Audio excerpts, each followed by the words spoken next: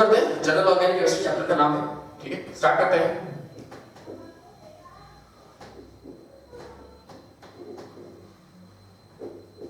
अच्छा, लेकिन सोचने वाला विषय ये है कि जनरल ऑर्गेनिक केमिस्ट्री, इसमें ऐसा क्या अलग से पढ़ा जा रहा है कि इसको एक चैप्टर इसको बनाया गया ऑर्गेनिक केमिस्ट्री की बेस बनाया गया। ऑर्गेनिक केमिस्ट्री को पढ़ना स्टार्ट करना है तो उसको ये चैप्टर बहुत अच्छे से क्लियर होना चाहिए। काफी लंबा चैप्टर है, काफी सारे पार्ट्स में आएगा, लेकिन ये चैप्टर बहुत अच्छे से क्लियर होना चाहिए। अगर ये क्लियर नहीं है, ये चैप्टर क्लियर नहीं है, तो पूरी ऑर्गेनिक केमिस्ट्री को समझने में पसीने छूट जाएंगे। तो कैसे होगा भाई, क्यों ऐसा कुछ रखा गया है? तो इसमें सारे ही बेसिक्स जितने भी हमारे ऑर्गेनिक केमिस्ट्री में, चाहे वो रिएक्शन से रिलेटेड हो, चाहे वो थ्योरी से रिलेटेड हो, चाहे वो किसी भी प्रकार के क्वेश्चन से रिलेटेड हो, अगर ऑर्गेनिक केमिस्ट्री की बात आ रही है तो हमको जनरल ऑर्गेनिक केमिस्ट्री पता होनी, बहुत अच्छे से पता होनी चाहिए। तो उसी क्रम में हम लोग स्टार्ट करेंगे जीओसी का।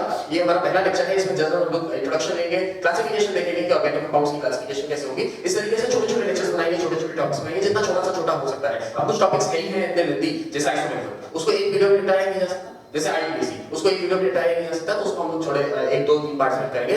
लेकिन जिन वीडियोस को, जिन चैप्टर्स को, जिन टॉपिक्स को, जो चैप्टर के जिन टॉपिक्स को हम लोग एक वीडियो में कर सकते हैं, उन टॉपिक्स की हम लोग छोटी-छोटी वीडियोस बनाएंगे, 7 मिनट, 8 मिनट, 10 मिनट, 20 मिनट की, जिससे आपको पढ़ने में भी उत्सुकता बनी रहे और आपका मोटिवेशन भी बना रहे, ठीक है।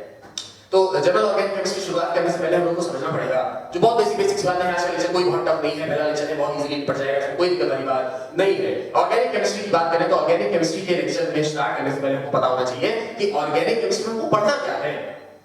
ऑर्गेनिक क्या, तो ऑर्गेनिक मतलब क्या, नेचुरल कंपाउंड्स। ऑर्गेनिक केमिस्ट्री में जिस चीज की स्टडी हम लोग करेंगे वो क्या है, नेचुरल कंपाउंड्स। अच्छा सर, ये तो आपने बता दिया कि नेचुरल कंपाउंड्स, लेकिन नेचुरल कंपाउंड्स मतलब क्या, नेचुरल कंपाउंड्स होते क्या है? तो नेचुरल कंपाउंड्स होते हैं जो हमको नेचर से मिले, जिनको हम लोग बनाए ना, जिसको हम लोग को नेचर से मिले। तो वो कंपाउंड्स कौन से होते हैं, कार्बन। अच्छा सर, लेकिन साइनाइड है, इसमें भी तो कार्बन है, पर ये ऑर्गेनिक कंपाउंड नहीं है। तो अब कैसे कह सकते हैं कि सिर्फ कार्बन के कंपाउंड्स हैं ऑर्गेनिक कंपाउंड है? तो अगर इसकी हम लोग और अच्छी डेफिनेशन देखने की कोशिश करें तो हम लोग क्या कह सकते हैं कि हाइड्रोकार्बन्स, हाइड्रोकार्बन्स क्या है, hydrocarbons are the organic compounds. अच्छा सर, लेकिन कार्बन भी एक तरीके का कंपाउंड है, नाइट्रोजन भी एक तरीके का कंपाउंड है, इस तरीके से बहुत सारे कंपाउंड्स हैं। तो कार्बन के लिए इतनी बड़ी केमिस्ट्री का पोर्शन काट के अलग कर देना कहां तक सही है और क्यों? तो कुछ तो वजह होगी। तो कार्बन के लिए अगर केमिस्ट्री का एक पोर्शन, एक पार्ट काट के अलग कर दिया गया है, तो उसकी बहुत बड़ी वजह यह है कि कार्बन के अंदर कुछ प्रॉपर्टीज हैं। हम लोग बहुत सारे सेम इंडस्ट्री के लोगों को जानते हैं, फिर भी सेम चीजें पढ़ा, बहुत सारे टीचर्स हैं जो सेम चीजें पढ़ा रहे हैं, सेम टीचिंग इंडस्ट्री में है, लेकिन फिर भी कुछ लोगों को हम लोग कुछ अलग वजह से जानते हैं, कुछ टीचर्स को हम लोग कुछ अलग वजह से जानते हैं। उसकी वजह क्या है? क्योंकि हर टीचर पढ़ा ही रहा है, हर टीचर पढ़ा सेम सिलेबस रहा है। अगर कोई नीट का टीचर है, नीट की केमिस्ट्री पढ़ा रहा है, तो चाहे वो मैं हूं, चाहे वो कोई भी हो, पढ़ा सेम केमिस्ट्री रहा है। फिर भी हमको अलग तरीके से जाना जाता है, किसी टीचर को अलग तरीके से जाना जाता है।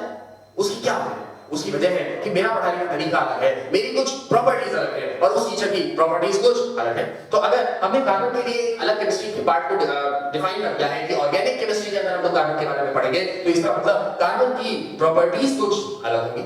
सिंपल सी बात है। अगर कार्बन की कुछ प्रॉपर्टीज अलग होंगी तो वो क्या प्रॉपर्टीज होंगी? तो कार्बन की जो प्रॉपर्टीज अलग होंगी वो दो तरीके की प्रॉपर्टी होती हैं। वो दो यूनिक प्रॉपर्टी के नाम से हम लोग उनको जानते हैं। दो यूनिक प्रॉपर्टी है, टू यूनिक प्रॉपर्टीज क्या हुई कार्बन की? एक तो कार्बन कैसा है, टेट्रावैलेंट है। एक कार्बन कैसा है, टेट्रावैलेंट है। अच्छा, ऑनलाइन क्लास में जो भी बच्चे मतलब वीडियो क्लास में जुड़े हुए हैं, आप लोग वीडियो देख रहे हैं, आपको उनके तक ये लेक्चर पहुंच रहा है, तो अगर मैं कुछ प्रश्न पूछ रहा हूं तो मैं उम्मीद कर रहा हूं कि आप अपने घर में जहां पर भी बैठे हैं, अपने स्कूल में, वो आधी बात को कंप्लीट कर रहे होंगे, आधी बात अपने मन में बोल रहे होंगे। क्योंकि ऐसा साइंस कहती है, ऐसा मैं नहीं कह रहा, ऐसा साइंस कहती है क्या, कि अगर बहुत देर तक शांति से ठंडे अच्छे कमरे में बढ़िया आराम से कोई बैठ रहे और किसी की बात सुनता रहे, तो 5 मिनट 7 मिनट बाद उसको क्या होने लगेगा, नींद आने लगेगी। उसको क्या होने लगेगा, नींद आने लगेगी। तो उस नींद से, उस आलस से बचने के लिए हमको क्या करना है कि आधी बात मैं बोल रहा हूं, जहां मैं स्टॉप हो रहा हूं, क्योंकि वीडियो है तो मुझे पूरा करना ही है। ऑफलाइन क्लास में तो मैं पूरी नहीं करता, आपसे ही बुलाता, लेकिन वीडियो है तो मुझे पता है मुझे बात पूरी करनी है। इसलिए मैं जहां कहीं भी पहुंच हूं वहां पर आप आधी बात को समझ सकते खुद से बोले। ऑनलाइन क्लास का एक डिफेक्ट है जो आपको फुलफिल करना पड़ेगा। अगर आपको अपने घर से पढ़ना है तो आपको फुलफिल करना पड़ेगा कि डिसिप्लिन मेंटेन रखना पड़ेगा। तो आप आधी बात खुद से बोले, आधी बात मैं बोल रहा हूं। तो कार्बन की यूनिक प्रॉपर्टी क्या है? एक तो टेट्रावैलेंट है। टेट्रावैलेंट का भी प्रॉपर्टी को समझेंगे ठीक से क्या है। एक तो टेट्रावैलेंट है, दूसरा कैटिनेशन। दूसरा क्या है? कैटिनेशन। अच्छा सर, आपने ये तो बता दिया दोनों के नाम कि एक टेट्रावैलेंट है और एक कैटिनेशन है, लेकिन टेट्रावैलेंट और कैटिनेशन का मतलब क्या हुआ? तो टेट्रावैलेंट मतलब यहां तो नाम से ही समझ में आ रहा है, टेट्रा मींस 4, टेट्रा मींस 4 और valent means valency. Tetra means 4, valent means valency, यानी ऐसा कंपाउंड जिसकी 4 वैलेंसी। तो कार्बन की 4 वैलेंसी है, इसलिए ये इसकी प्रॉपर्टी है। यानी 4 वैलेंसी का होने का मतलब कि कार्बन के आउटर मोस्ट शेल में कितने इलेक्ट्रॉन्स हैं? 4 इलेक्ट्रॉन्स हैं। यानी कार्बन मैक्सिमम कितने दूसरे कंपाउंड से दूसरे किसी से भी बॉन्डिंग कर सकता है? 4 इलेक्ट्रॉन्स और बॉन्डिंग कर सकता है, क्योंकि उसके आउटर मोस्ट शेल में 4 इलेक्ट्रॉन है। इसमें कोई शक वाली बात नहीं होनी चाहिए। इसके बाद कैटिनेशन। कैटिनेशन क्या होता है? तो भैया कैटिनेशन हम लोगों ने बचपन में एक गेम खेला होगा। जो बच्चे नॉर्थ इंडिया के हैं, कानपुर और ये सब जितना भी नॉर्थ इंडिया है, यहाँ के अगर बच्चे हैं तो उनको ये गेम पक्का पता होगा, जंजीरा। स्कूल में हम लोग खेलते थे, क्या खेलते थे? बहुत छोटे-छोटे हुआ करते थे। तो स्कूल में किस तरीके के गेम खेलते थे कि जैसे एक डेन बन जाता था, उससे अगल बगल उसके और 4-5 दोस्त होते थे। डेन जो है वो दौड़ता था, अपने दोस्तों को पकड़ता था, लेकिन शर्त क्या थी कि जैसे हमने एक को पकड़ लिया तो अब हम उसका हाथ छोड़ेंगे नहीं जब तक गेम खत्म नहीं हो जाता है। अगर किसी के ने हाथ छोड़ा तो वो पिटा। तो उसी तरीके से ये गेम खेलता है कार्बन भी। अगर जितने भी कार्बन है, इतने ही कार्बन आसपास रखे हुए हैं, वो कार्बन क्या करेंगे? वो कार्बन आपस में बॉन्डिंग कर लेंगे। वो कार्बन आपस में बॉन्डिंग कर लेंगे। कार्बन कहीं भी अकेला रहेगा नहीं, वो आपस में बॉन्डिंग कर लेगा और वो आपस में बॉन्डिंग करके लॉन्ग चेन्स बनाएगा। ये तो हमने इस तरीके से दिखा दिया कि हर कार्बन हर दूसरे कार्बन के साथ बॉन्डिंग करेगा, ठीक है, लॉन्ग चेन्स बनाएगा। इस प्रॉपर्टी को हम लोग बोलते हैं, अगर आसान भाषा में बोलने की कोशिश करें, एक शब्द में बोलने की कोशिश करें, तो इस प्रॉपर्टी को हम बोलते हैं सेल्फ लिंकेज। क्या बोलते हैं? Self linkage. जहां पर कार्बन खुद से ही बॉन्डिंग बना रहा है, एक कार्बन दूसरे कार्बन के साथ बॉन्डिंग बना रहा है, इसमें कोई शक वाली बात नहीं है। दूसरे कैटिनेशन को हम लोग दूसरे नाम दे सकते हैं सेल्फ लिंकेज, ठीक है।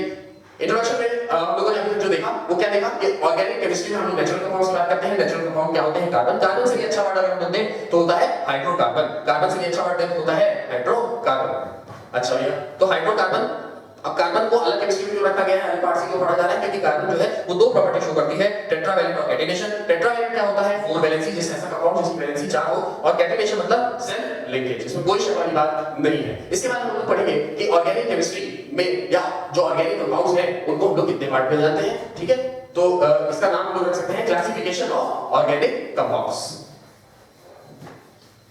Classification of organic compounds.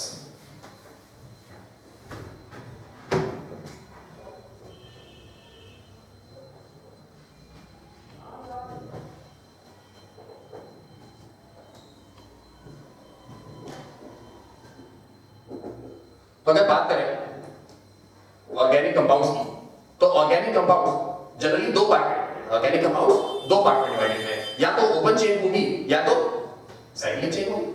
या तो कोई कार्बन जो चेन बना रहा है एक दूसरे से लिंकेज करके, या तो ओपन चेन बनाएगा, या हो सकता है कि पहला वाला और अंतिम वाला में जुड़ा हो सकता है ना। तो जो ओपन वाली होती है उसको हम क्या नाम देते हैं? ओपन चेन या फिर एलिफेटिक चेन। ओपन चेन या फिर एलिफेटिक चेन। अच्छा, तो दूसरे वाले का नाम क्या होगा? क्लोज्ड चेन या फिर साइक्लिक चेन। क्लोज्ड चेन या फिर साइक्लिक चेन।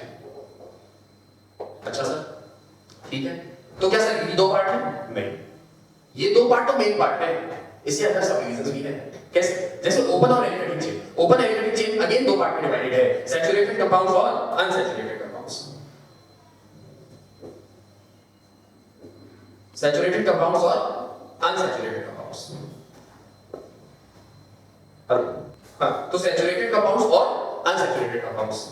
अच्छा, इसके बारे में और डिटेल में हम लोग जो है वो हाइड्रोकार्बन पढ़ेंगे कि सैचुरेटेड कौन से होते हैं और अनसैचुरेटेड कौन से होते हैं, ठीक है। यहाँ पे बस एग्जांपल समझ लो कि सैचुरेटेड जो है वो सभी तरीके के एल्केन्स जो हैं वो कौन से होते हैं? सैचुरेटेड होते हैं। और अनसैचुरेटेड सभी तरीके के एल्कीन्स और एल्काइन्स।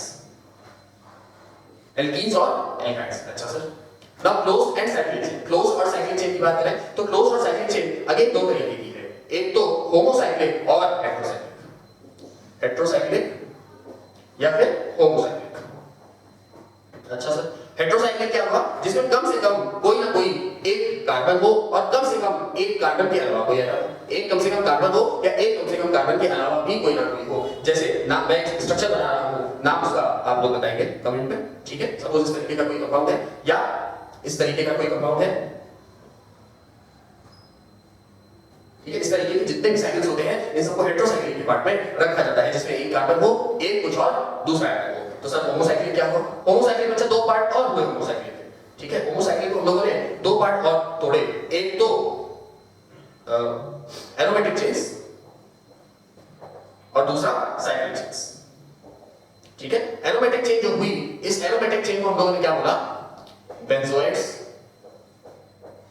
या फिर नॉन बेंजोइड्स। और इसी तरीके से साइक्लिक जो है वो अगेन साइक्लिक दो पार्ट में है, सैचुरेटेड और अनसैचुरेटेड। तो सैचुरेटेड और अनसैचुरेटेड का यहां पर भी यही मतलब है जो यहां पर था, यहां पर बस ओपन एल्केन्स थे, ओपन चेन्स ऑफ एल्कीन्स और एल्काइन्स है, यहां पर क्लोज्ड चेन ऑफ एल्केन्स है और क्लोज्ड चेन ऑफ एल्कीन्स और एल्काइन्स है। जबकि एरोमेटिक क्या है, एरोमेटिक कंपाउंड क्या होते हैं, ये हम लोग और डीप में जितने भी हैं alkanes, alkenes, alkynes, aromatic compound से हम लोग के सहारे आगे धीरे-धीरे चैप्टर्स आएंगे, इसमें हम लोग पढ़ेंगे, हम लोग हाइड्रोकार्बन से पढ़ेंगे। यहां पर एरोमेटिक कंपाउंड में दो पार्ट में है, एक बेंजोइड्स और एक नॉन बेंजोइड्स। बेंजोइड्स मतलब क्या, जो बेंजीन बना रहा हो, और नॉन बेंजोइड्स क्या, जो एरोमेटिक तो हो लेकिन बेंजीन से बना रहा हो। अच्छा सर, ऐसा भी होता है क्या? हाँ, बिल्कुल होता है। एरोमेटिसिटी की कुछ प्रॉपर्टीज है, जैसे अगर रूल है, जैसे अल्टरनेटिव डबल बॉन्ड, वो लोग बहुत ही डिटेल में पढ़ेंगे जब समय आएगा। तो उन प्रॉपर्टीज को फॉलो कर रहा हो लेकिन बेंजीन ना, तो वो एरोमेटिक तो है लेकिन बेंजोइड्स है। तो ये हमारी क्लास 1 की लेक्चर 1 था, जिसमें हम लोगों ने इंट्रोडक्शन देखा और क्लासिफिकेशन देखा। इसके बाद एक छोटा सा और ऐसे छोटा सा लेक्चर आएगा और उसके बाद हम लोग बेसिक जीओसी के और अंदर डीप में जाएंगे। इस सारे लेक्चर बहुत इंपॉर्टेंट है, इसको देखते रहिए, सब्सक्राइब करिए, सारे चैनल्स को, सारे जो चैप्टर्स हैं वो एक तरह से देखते रहिए। सेवा एजुकेशन वाले और सेवा डिजिटल वाले, दोनों ही चैनल्स पर, सेवा डिजिटल और सेवा एजुकेशन, दोनों ही चैनल्स पर स्पीड और एक्यूरेसी की सीरीज चल रही है। आप लोग उसको भी चाहे तो देख सकते हैं। तब तक के लिए बहुत बहुत धन्यवाद, बहुत बहुत साधुवाद, तैयारी करते हैं।